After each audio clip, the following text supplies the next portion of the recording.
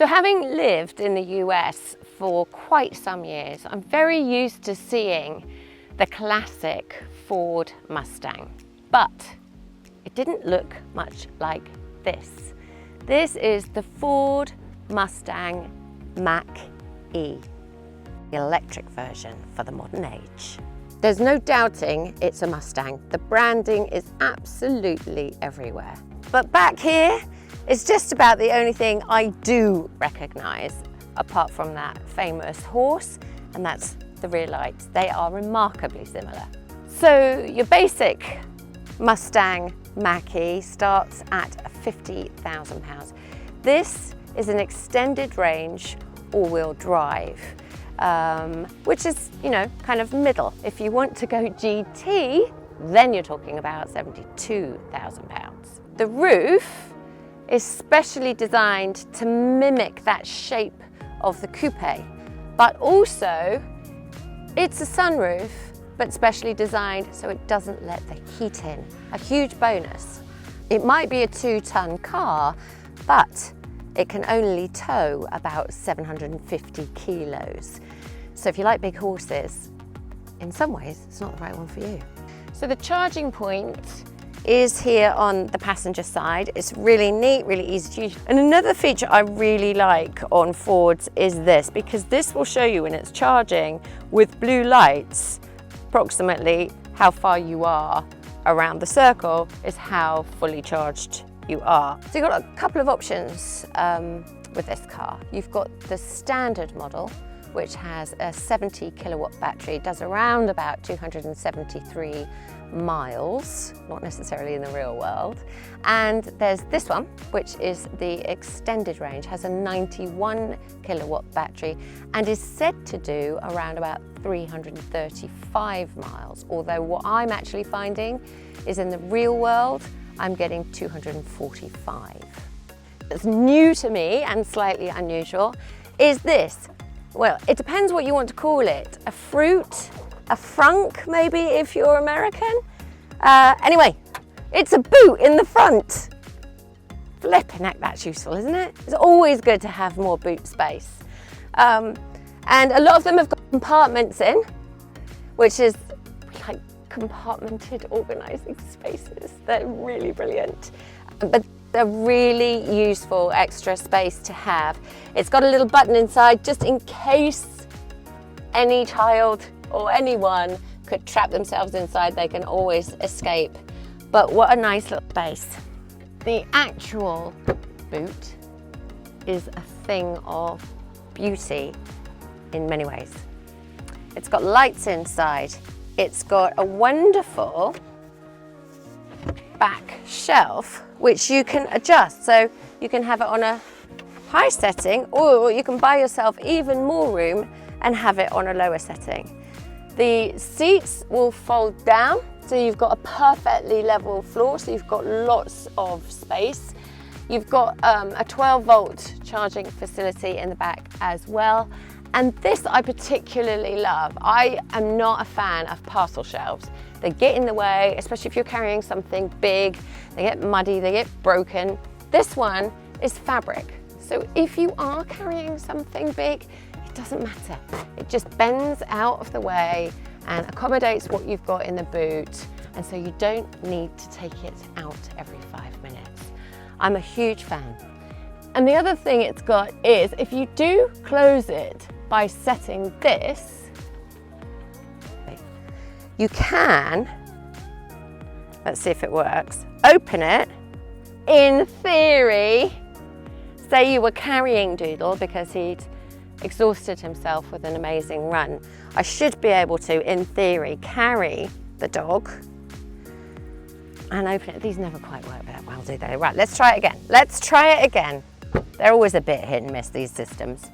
But in theory, the idea being that if I do that, I can trigger a sensor under the car with my foot, so it's hands-free, which will then open the car, which is not happening today. Doesn't want to. It's not working.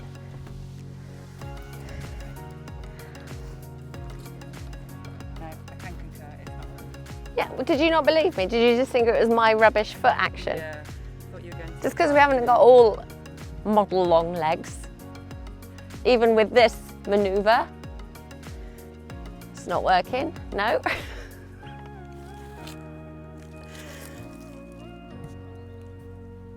No, still not working. Doodle, can you do it? Can you do it, babes? No? You don't even know why I need to open it anyway, because as far as he's concerned, he's not a dog, doesn't belong in the boot. That's the end of that. So moving to the doors, I really love this feature. So you just got a press button opening, and to lock it, you just press that lock button and it will lock as long as you've got your keys with you, obviously. And there's a keypad here, hard to see in this light, but there's a keypad here so you can put in your own specific number if somebody else needs to access the car and they haven't got the keys while you're gone somewhere. The only downside, so look, I have this latch I can pull on the front. The only downside I would say, and something to look out for, is on the back we have the similar design. Press the button, grab the car and open it like that. As far as kids are concerned, this would be something to watch out for, because you don't want your kids then pushing the door shut with their hand inside. Just something to make sure that the children are aware, because they have to put their hand inside to open the door. Other than that, it's a really convenient design. So inside, there's tons of space, which I really appreciate with three very tall boys. The floor is flat because it's an EV, so that gives you even more space. You've got a charging facility, which is absolutely essential, as anyone knows, in the back of the car these days. And not just USB, but USB-C as well. As I said, there's plenty of room, plenty of storage, nice headrests. It's really comfy back here. Cup holders, another essential. So the first time I got in this car, my first impression was one of just wraparound luxury. This all leather interior feels so luxurious. But I love it even more because it's vegan leather. So the story goes that the interior designer is vegan and wanted to make a luxury interior but didn't want to use leather. So created this material and did a really good job of it, actually. It's hand stitched with red stitching, which is lovely too. And there are a wealth of features to share here. So this 15.5-inch screen obviously takes center stage, but is actually really useful while you're driving along. There's no kind of fiddling around. I just find that I find it really easy to find something, a button that I need to press while I'm driving. I find it really easy to see my maps. Of course, it's got Apple CarPlay, so I can have my apps, my maps, my Audible, all of those things are in here, including your vehicle settings. So you've got your 3 different drive modes displayed. Everything's really easy access. All of the heating kind of control, climate control kind of stuff is here at the bottom. So heated steering wheel, and heated seat, I also love. So one thing that's slightly out there, I think, is the ability to sketch on this huge screen. Now, mine a little bit old for that, although one is studying art, so if he was bored waiting for me one day, he could, you know, do something amazing on this sketch thing. So there you go. There's not much you can say about storage, apart from how much everybody loves storage, but it's useful. There's plenty of chargers, plenty of cup holders, glove compartments, nice and big. There's room for all my bits and bobs, put it that way. There's even a nice sunglasses store. So this is gotta be one of my favorite features. It's, you put your phone on there and it's charging right away. And it's, you know, this is not unique to the Mustang by any means, but it's worth talking about because it's just so useful not to be dependent on USB charging leads. And those ports are there if you want them, but I am no longer at the mercy of leads getting trashed and leads getting stolen by teenagers. The speakers are really worth mentioning in this car. They're fantastic. Bang & Olufsen, specially designed for the Mustang. There's this huge sound bar across the front, and then speakers in the front doors and in the back doors. So you get a really great music system in the car, which is actually worth boasting about and does impress even my boys. So what's handy is this little display at the front as well. So you got that one, and that's nice and big, but sometimes you got your eyes on the road ahead and you can just glance down. So to drive, it's absolutely gorgeous. Again, one of the first things that you're aware of is just how comfortable it is. From the seat to the steering wheel, I feel completely comfortable, cocooned actually, and protected. The acceleration's wonderful, and most EVs, I think we're getting used to the fact now, are super responsive, and this one's no different. I don't get tired doing long motorway drives in this, and I can do long motorway drives in this because it's got a good range on it. I find that everything is really easy for me to access. The top speed is 0 to 60 in 5.1 seconds. Obviously, I don't know that from experience. Top speed of 112 miles per hour.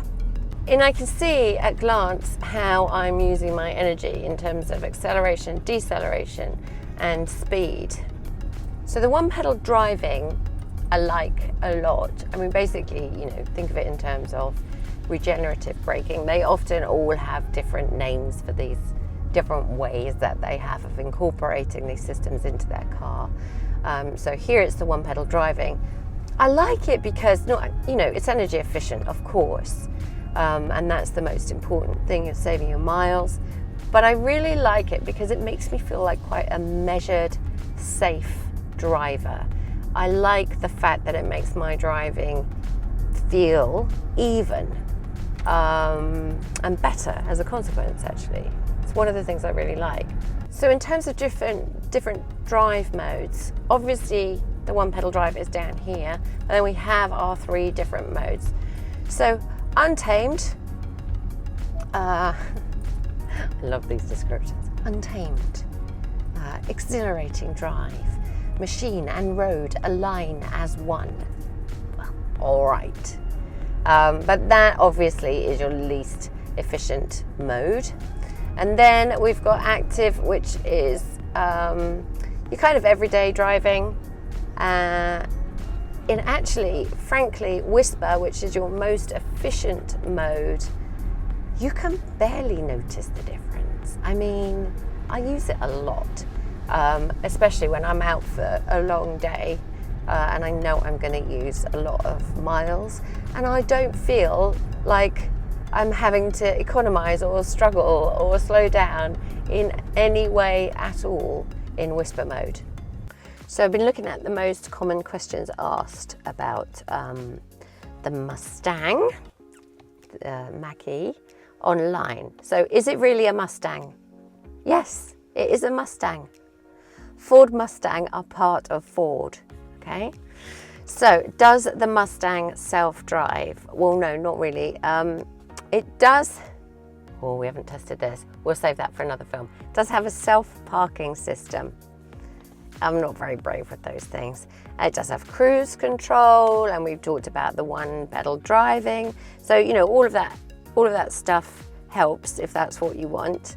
How long does it take to charge is often asked online. Look, it can be really fast depending on the charger that you've got. It can uptake 150 kilowatts. So if you can find that charger, and I have done, you can get about 80% in 45 minutes, which is really fast. So one common question is, does the Mach-E have a camping mode?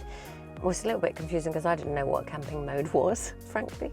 But it is apparently, it's a really simple feature that turns your electric car into a camper van-ish without any facilities apart from heating, lighting, and that's it. There's no bed, there's no shower, there's no loo, there's nothing. There's no table that folds out so you can play board games in the evening and then go to bed on that same table, folded down later. There's none of that stuff. And also, try as I might, can't find any evidence of a camping mode on the Mach-E. I think the Teslas have them, if you're that interested. Is it Doodle accessible? Yes, it is. Do Doodles like it? Yes, they do. Do Doodles take a little while to get used to the idea that they have a beautiful car to ride around in? No, they expect it. I could go on with more Doodle questions, but there aren't any more. So if you want more information about all the different models available, just follow the link on the screen. So I like a car that can cope if I'm going down a muddy track or it's a bit bumpy. Bit bumpy. And this one can. Right, team?